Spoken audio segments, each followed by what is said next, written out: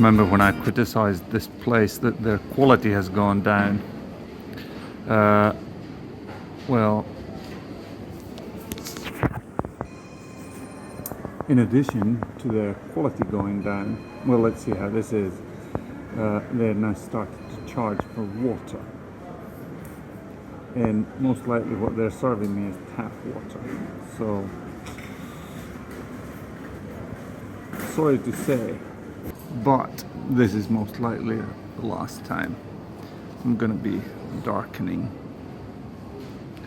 the threshold of this place.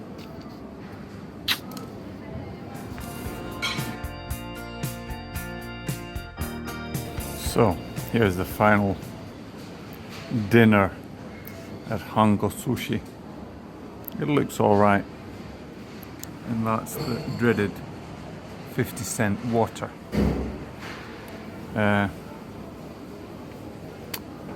Bon appetit! I was going through my old videos and all sorts of it's funny to look at them now that I'm transferring them to this new account, that knowing now what I know, it is funny to look at the old videos and say, oh yeah, you know, didn't quite understand all that was going on there, especially regarding, I think the biggest thing on those videos is the fact that I did not link drinking coffee with severe or my numbness. Now I think I could try and test drinking a cup of coffee, but I do love a dark espresso. I even like latte, but it has milk in it. I think they do it out of soy, but I haven't tested it ever, so don't know whether I should or not. But yeah, it's been interesting looking at the videos and the thought process and how it has gone on. It's most likely horrid for people, random people who watch it, but for me it's enlightening. And as I think in one of the videos I mentioned, the Bible commands us to remember, which is one of the things that's why we have the Bible, because Jews were writing everything down. So this is me documenting my toils with this. I'm not saying that it's God inspired, but it's good for me to look back at it. The other thing I remember, this is kind of recap of stuff that I promised I would talk about, was the test. I think it was called D7 Documentum Consultant, or yeah, Documentum 7 Consultant or something like that. So I looked at the material, especially in conjunction with this new D2 client, and I played around with it a little. And the test, sorry to say, it was absolute shit compared to what we did when it first came out, because it was then the test, it was based on technical fundamentals. So what are the technical fundamentals about our server? How does it operate? What does it do? But this one, it was just idiotic questions about different sorts of clients, which just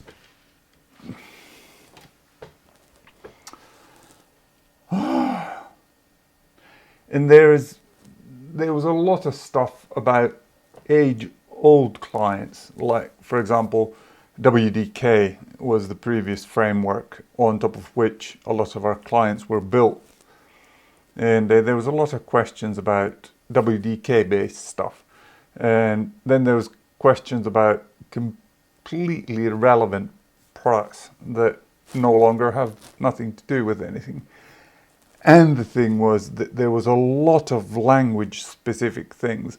I know that we have guys, Finnish guys, that have gone and taken these tests, and they have failed because,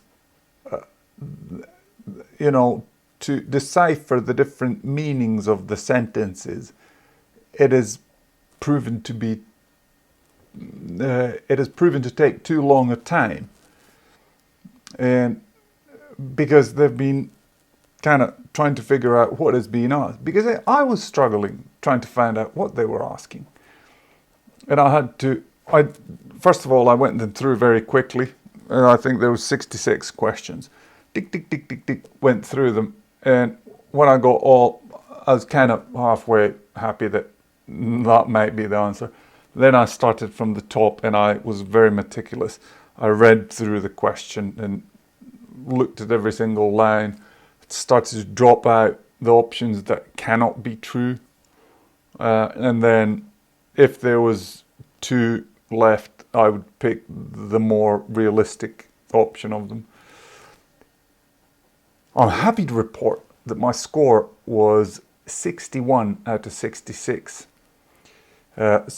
exam questions. So the pass limit was 50 answers correct. I got 61, so I got through. There was 5 questions that I did not know the answer to, or I just somehow got them wrong. Fair enough. You never get 100%, but I'm still, even though I got them right, or I passed the exam, I'm still critical. I'm saying that there's another colleague in my firm that did not pass the test. She got 48 out of the required 50.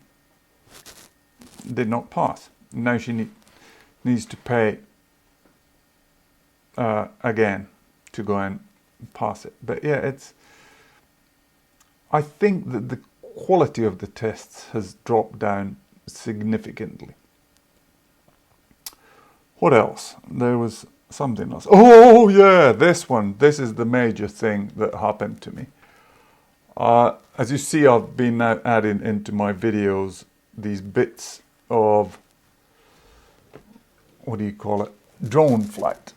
And now this one, if you look at it on the top, it's been scraped. It's all funny.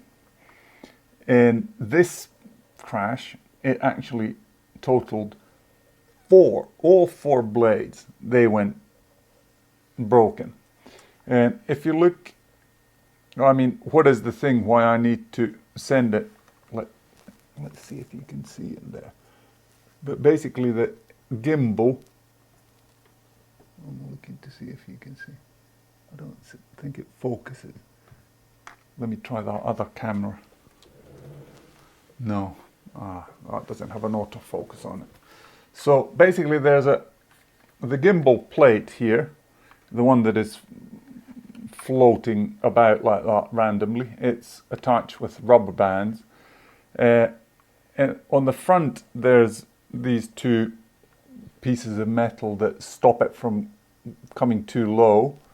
But then at the back there's this one kind of thing that the gimbal plate is supposed to go under. Well, that has snapped completely off, and then the 2 rubber bands, as you can see, I can lift the gimbal plate out nearly completely. So, not very good. So,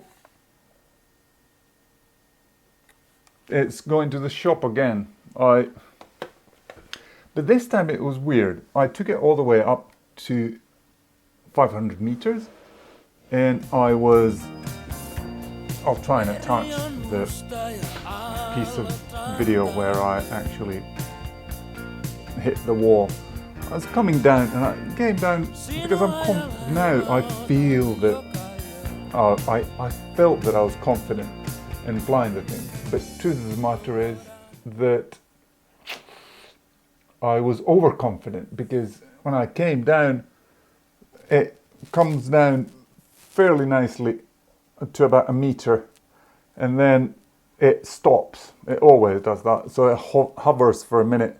It checks whether the floor is nice or not, and then it's supposed to land after that. But no, when it came down to the meter, it hovered there, and then it just reversed into the wall. I didn't touch anything. It just went bzzz. Oh.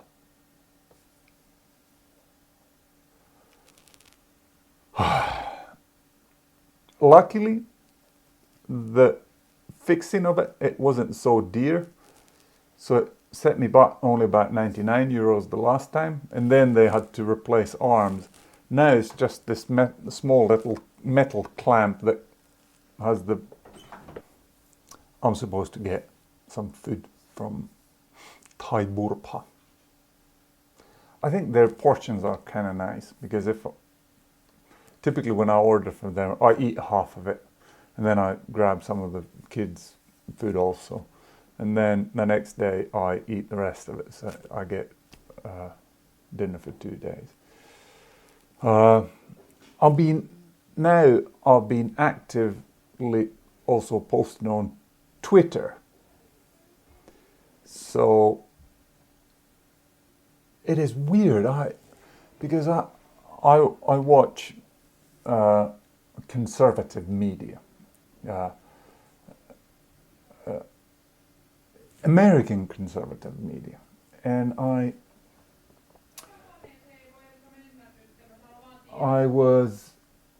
heard all these reports that how Facebook and Twitter, they're very liberal and promote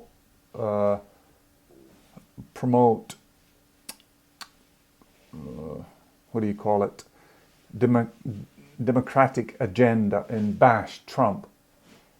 Fair enough, you can have political views, but what made me wonder is I was there and just looking at people with MS. I was interested in what are they doing, how are they coping, and yeah, I've talked with people like that also, but my feed was just completely filled with anti-Trump and liberal views. I was like, why? I've not indicated in any way, shape or form that I would be interested in this, and that I had to block, I didn't block them, I muted them. Go away, please, no, none of this.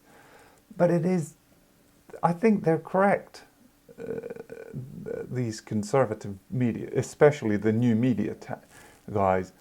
They just, that it's most of the stuff that you see in mainstream media, plus these social media sites like Twitter and Facebook and Google to an extent. Now you have age. I got my first warning. I was watching a news piece on CNN. So her CNN was just, they just lie through their teeth. Fake stuff like crazy. And then I started to look at that and see what they did. And they had proof of this. 2 ladies, 2 reporters standing at the opposite ends of a parking lot. And then a bus passes the one camera. And then a minute or a couple of seconds later, the bus passes the other camera. And then the ladies are pretending that they're in different cities or even different sides of the continent. It's just redonkulous. Go and look at about CNN fake news. It's But yeah, I got age restriction thing. So Google warned me, you cannot, this might be inappropriate. Well, inappropriate? That CNN has been caught in line.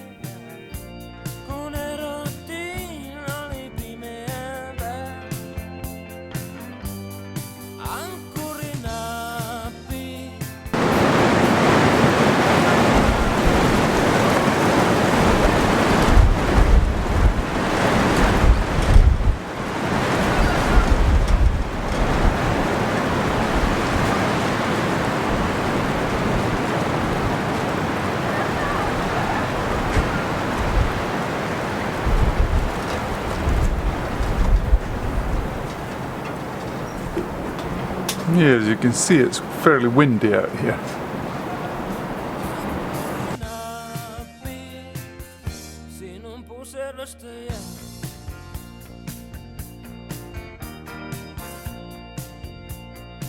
But yeah, this is the first day of spring, in the sense that I haven't been out yet. Obviously I've been out, but making videos. So this was the first time I dared to actually come out. And I think it's plus 10 or something like that, which is very nice weather. And the pond, it seems to have thawed over fairly nicely. There's very little. So yeah, I don't need the flashlight. I was taking pictures of the dog, so the flashlight does not need to be on top of this. I was trying to attach it to the railing, but the railing was proving to be tricky. I think that 50mm lens that I have on that one, it would maybe work better on this one, because it's this L series lens, it's fairly heavy. But anyway, yeah, that's something that I haven't shown you. Out here, if you see those tracks there, just in front of the tracks come from there, and then they circulate around here, and then they take a U-turn there, and they go back over that small bridge over there. This is, by the way, one of the things that I bought from this organic store. It's a 25 kilo bag of rice, and it's uncleaned. I mean, it doesn't have, it's not white rice. But yeah, I'm really hoping that it's going to turn out to be a wonderful summer. I'll be lucky if I get 5 seconds out of these video clips. But anyway, I think I shall go and compile these, as I always do say, that Jesus Christ is our King, Lord and Savior. Amen.